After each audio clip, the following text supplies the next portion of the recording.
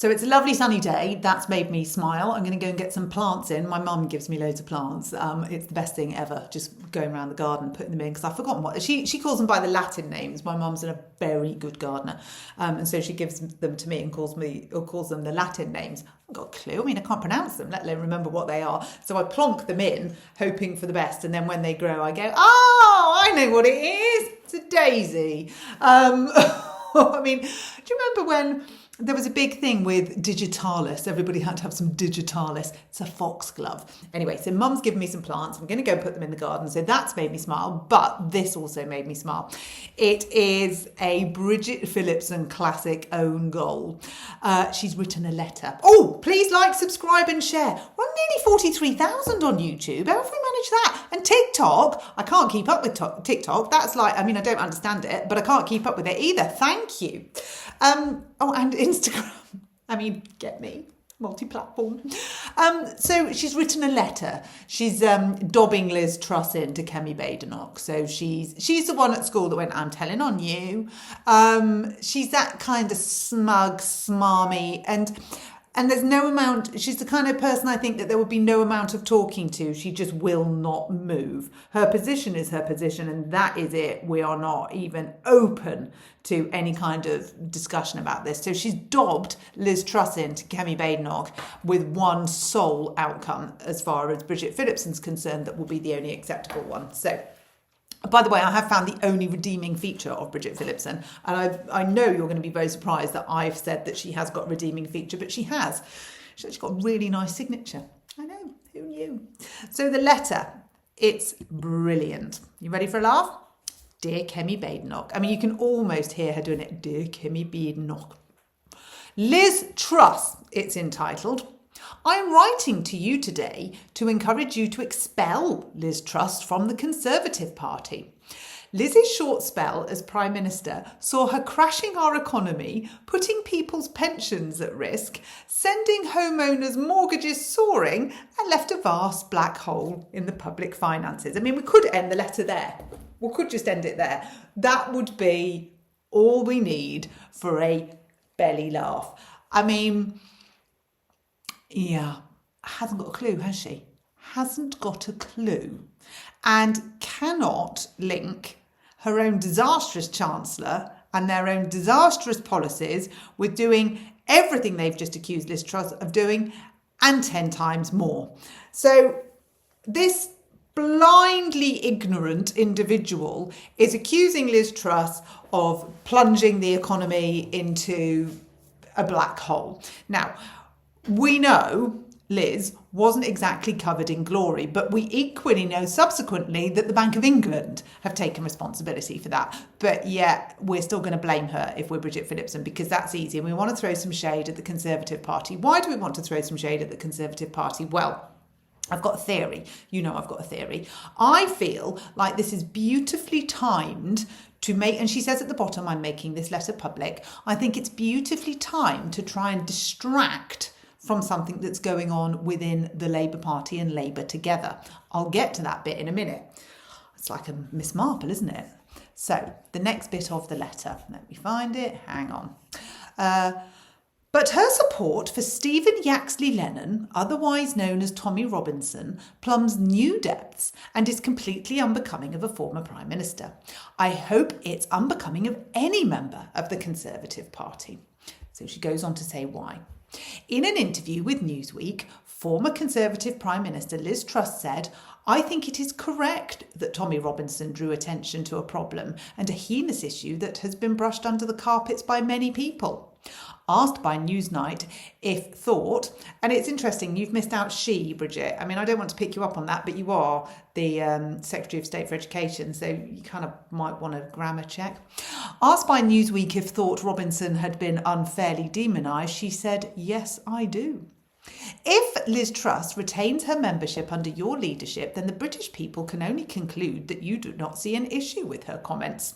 It will underline that the Conservatives for so long, and so often Britain's party of government, have fallen headlong into the gutter under your leadership, pandering to bigots and racists in a desperate and wholly misguided attempt to remain relevant. In the interests of public debate and transparency, I will be making this letter public. Yours sincerely, Bridget Phillipson, with a nice signature. Now, Bridget, have you heard the phrase, people in glass houses shouldn't throw stones? So you are having a pop at Liz Truss for referencing Tommy Robinson, a racist bigot, I think you refer to him as. But we've just sacked Peter Mandelson for supporting Jeffrey Epstein, the convicted paedophile. And we only sacked him because the emails were leaked. We've also just sacked Angela Rayner for dodging tax. I mean, the list is long and distinguished. We haven't got time to go through all of that this morning. But your own party had the American ambassador sacked for links with a convicted paedophile. And you're throwing shade at Liz Truss for commenting and referencing Tommy Robinson and answering a direct question about Tommy Robinson. I mean, that's hilarious. I guess that explains why the Labour Party don't answer direct questions because they don't know how to. Liz Truss did. Now, Tommy Robinson is often used by the Labour Party as an example of the far-right movement that Tories and reforms support. So they like to link the two together, even if there is no link. They like to get it in somehow, shape or form, because the Labour government want you to think that anyone that opposes the Labour manifestos and the Labour government's policies is far-right. So that's why you've done it, Bridget, isn't it? You've done it so that you can distract and also get one back for Epstein. You're like, oh, well, if you can do it for us, we can do it for you. I'd imagine Kemi Badenoch will ignore your letter. I would. You've shared it with everyone. You've aired your thoughts. Well done you. It might come up in Prime Minister's questions. I'm sure it will. And I'm sure there will be some kind of higher moral ground spouting from you. You're very good at that with your angry cat's arse mouth. But I think generally the British public are thinking a bit further afield than what's going on in this country at the minute. And your top paragraph about crashing the economy, I think is what the British people are now focusing on, because Rachel Reeves has crashed the economy. We're all absolutely scuppered. So that made me laugh. But it also was very interesting that you've decided to make that public today, because there's some other stuff going on in the news today, isn't there, Bridget? There's Morgan McSweeny. Now, Morgan McSweeny is under the spotlight because there's some concerns about Labour Together, which is the movement that Morgan got together with Keir Starmer to effectively get rid of Jeremy Corbyn. Now, it had lots of investors and lots of donators, and there's a big list of them in the Daily Mail. We're not going into that bit either. The bit that we're going into is the donations suddenly stopped being recorded. And then somebody that came in to Labour Together referred that to the Electoral Commission, and they were fined £14,000 for doing so. Now, it was slated as a administrative oversight, and it wasn't our fault. We didn't mean to. We're really sorry. But new information is coming to light to say that that's not true.